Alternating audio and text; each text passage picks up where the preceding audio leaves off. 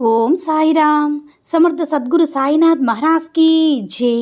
సాయిబాబా భక్తులందరూ కూడా నమస్కారం అండి. సాయినాథుని ఆశీస్సులతో అందరూ కూడా సుఖంగా సంతోషంగా అష్టైశ్వర్య ఆరోగ్య అభివృద్ధితో ఉండాలని మనస్ఫూర్తిగా కోరుకుంటూ ఈరోజు ఈ వీడియోని మొదలు పెడుతున్నాను. ఈరోజు వీడియో ఏంటంటే, ఒక రహస్య వ్యక్తి నీ జీవితాన్నే మార్చబోతున్నాడు బిడ్డ. నువ్వు వెంటనే ఇది విని జాగ్రత్త అయ్యి తీరాలి. శ్రీ సాయిబాబా ఆశీస్సులతో జ్యోతిష్యం చెప్పబడను. మీరు ఎక్కడెక్కడో జ్యోతిష్యం చెప్పించుకుని నిరాశ చెంది ఉన్నారా? అయితే ఒకే ఒక్కసారి గురువుగారికి ఫోన్ కాల్ చేయండి. దూర ప్రాంతాల్లో ఉన్నవారికి ఒకే ఒక్క ఫోన్ ద్వారా వెంటనే పరిష్కారం చెప్పబడను. మీ ముఖం, ఫోటో, చేయి, పేరు, వయసు, గోత్రం వాట్సాప్ చేయండి. ప్రేమ, పెళ్లి, ఉద్యోగం, రాజకీయం, విదేశీయానం, ధనం నిలకడలేకపోవడం, ఎటువంటి సమస్యకైనా సరే గురువుగారు కొన్ని రోజుల్లోనే పరిష్కారం చూస్తారు. స్త్రీ పురుష వశీకరణం 100% గ్యారంటీ. గురువుగారు ఫోన్ నెంబర్ 8328334329 అని మన బాబాగారు అయితే ఈరోజు మనకి చాలా అంటే చాలా అద్భుతమైనటువంటి సందేశంతో అయితే మన ముందుకు వచ్చారండి. మరి మన బాబాగారు ఏమంటున్నారంటే, బిడ్డ, ఇది కేవలం నీకోసం మాత్రమే చెప్తున్న సందేశం తల్లి. అస్సలు నువ్వు మిస్ అవ్వకూడదు. ఎందుకంటే ఈ రోజున నేను నిన్ను సెలెక్ట్ చేసుకున్నాను. అంటే నీకోసం మాత్రమే ఈ యొక్క సందేశాన్ని నేను వివరించడం అయితే జరుగుతుంది. కాబట్టి ఈ యొక్క సందేశం వినకపోతే మహాపాపం చేసినట్లు. ఇంత పెద్ద మాట ఎందుకు వాడాల్సి వచ్చిందంటే, మాట మాటకి నువ్వు అర్థాన్ని తెలుసుకోవాలంటే ఈ మాట నేను ఎందుకు వాడానని తెలుసుకోవాలి. అంటే పూర్తి సందేశం విన్న తర్వాత, నిజమే బాబా, ఇది వినకపోతే నేను నిజంగా మహాపాపం చేసిందాన్ని అవుతానని నువ్వే ఒప్పుకుంటావు బిడ్డ.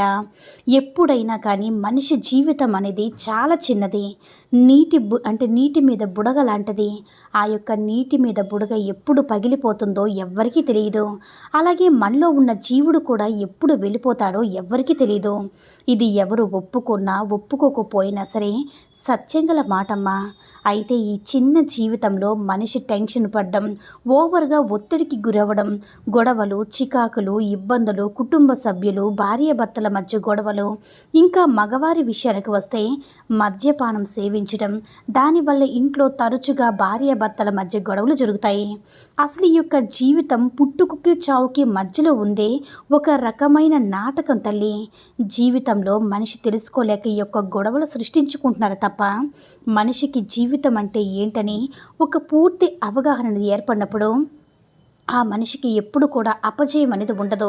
ఎందుకంటే ఈ భూమి మీద పుట్టిన ప్రతి జీవికి కూడా ఏదో ఒక కారణం చేత ఎక్కడో ఒక చోట నష్టపోతూనే ఉంటారు.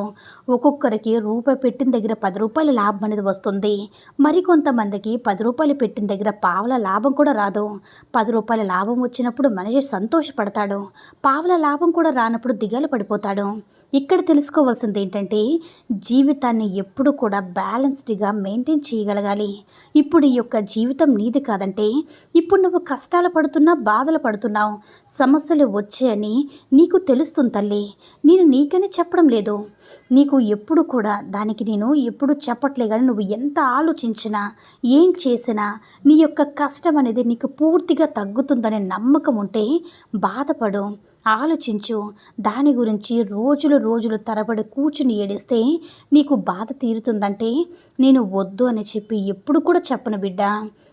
అయితే ఎప్పుడు కూడా ఏడుస్తూ కూర్చోకు.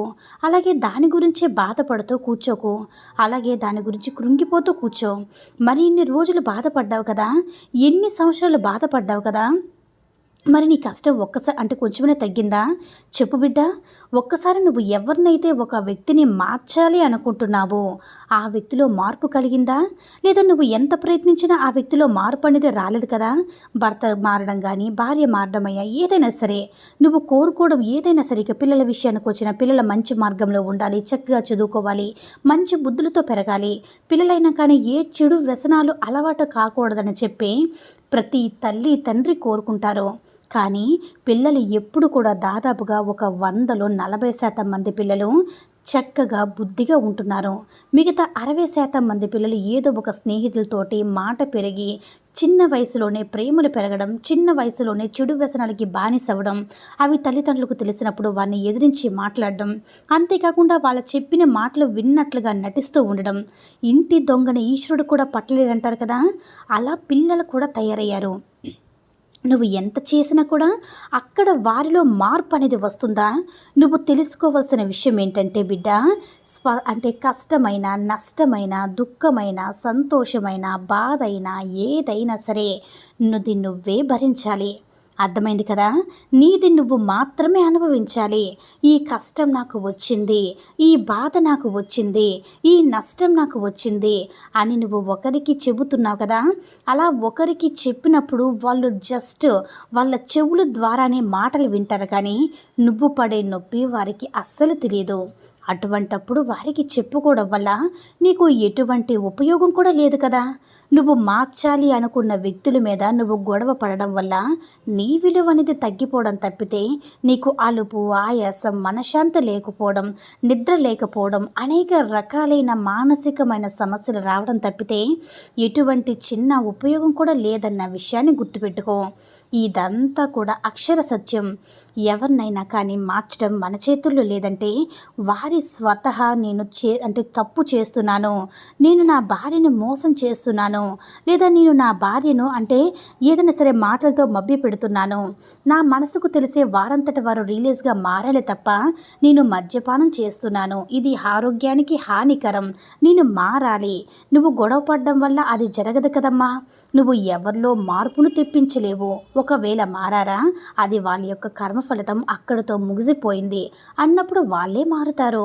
అర్థమైంది కదా బిడ్డ?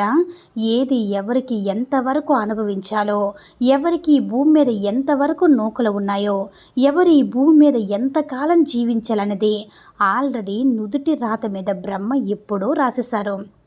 కాబట్టి బ్రహ్మ రాసిన రాతను మార్చడం అనేది ఎవ్వరి తరం కూడా కాదు. కాబట్టి ఆ నిర్ణయం అనేది నీకే వదిలేస్తున్న తల్లి. ఎందుకంటే ఎప్పుడైతే నీ గురించి నువ్వు ఆలోచించుకోవడం మొదలు పెడతావో, నిన్ను నువ్వు ప్రేమించుకోవడం మొదలు పెడతావో, నీ మీద నువ్వు శ్రద్ధ చూపించుకోవడం మొదలు పెడతావో, ఒకరి గురించి ఆలోచనలు పూర్తిగా నీ మనసు నుంచి ఎప్పుడైతే తుడిచివేస్తావో, ఒకరు ఏమైపోతే నాకెందుకని నీది నువ్వు చూసుకుంటా అంటే నాది నేను చూసుకుంటాను, నా మీద ప్రేమ లేని వారి కోసం నేను నా మీద ధ్యాస లేని వారి కోసం, నా మీద శ్రద్ధ లేని వారి కోసం నేనెందుకు అంత ప్రాకులాట్ అవ్వాలి, నాకెందుకు ఈ కర్మని నువ్వు చెప్పి ఎప్పుడైతే నీ కర్మను నువ్వు వదిలేస్తావో నీ జీవితం ఆ రోజు నుంచే మొదలవుతుంది బిడ్డ.